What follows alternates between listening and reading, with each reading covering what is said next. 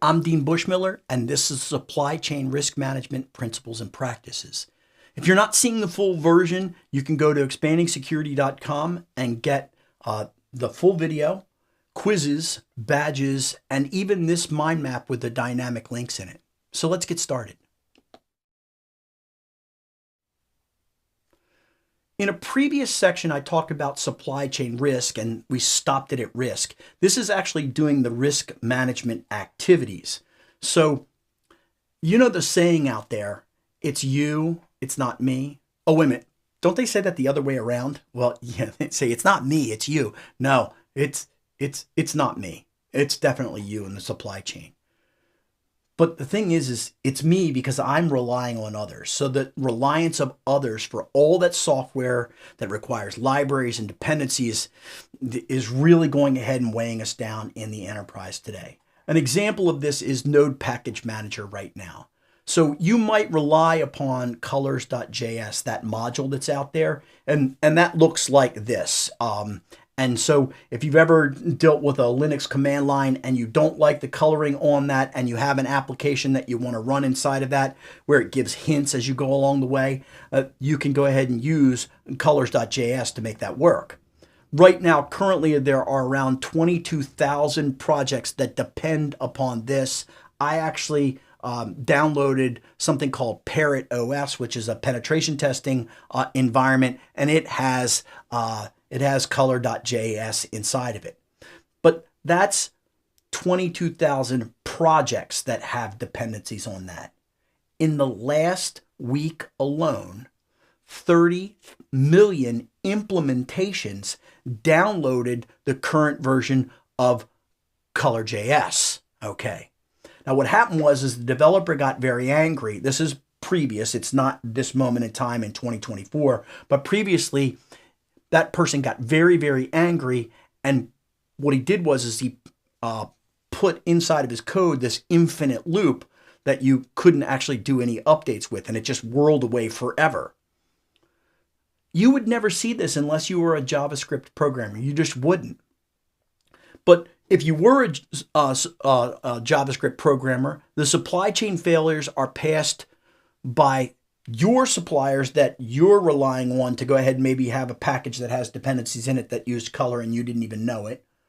But also the suppliers and products of services that you have that you're using right now, we're going to ingest modifications from upstream. And that's really the problem that we're running into. It's not necessarily that you bought software from me and I suck at what I do. I may be great, but one of the things that I need from upstream, when I grab that and pull that down, I don't realize that somebody inside of there actually makes a sucky product or hasn't done anything. But remember, if you accept updates to your source code automatically, you're done and everybody in there. And that's all the implementations. In the last week alone, that's 30 million people that are relying upon that to be correct and right. If we look at the supply chain life cycle, we have to ask the question, what are we relying on? And that's any parts, components, assembly, and delivery. Remember, what could be manipulated is the computer system, the hardware, the software, and the services that we are using. Okay, where do we get this stuff from? Well, it's called dependencies at that point. So if we look at supply chain operations, this is across all different countries, especially when we're dealing with hardware. One particular computer unit can be made in a multitude of locations, and it's susceptible to disruption all along the way. And the reason why they actually do this is because, they're evil, okay? They have espionage, theft of critical data. They want to go ahead and get inside of our devices. And so they're bad and nasty people, and that's what it comes down to. Now, what we need to do is we need to look at and analyze our requirements. The more critical data processing requires more scrutiny of hardware and software. So when we have super secret projects, we need to purchase really good, well understood tools from suppliers that we can rely on all the way back to the very beginning. If you're buying the cheapest version, let's say that you wanted to go ahead and buy a Raspberry Pi today, and you didn't buy it from You didn't buy it from the Raspberry Pi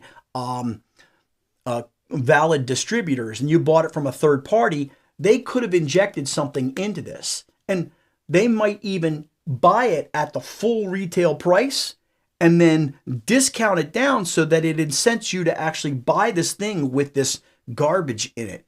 So we don't want to do that and play cheapest price. It's not going to work very well in the end for us.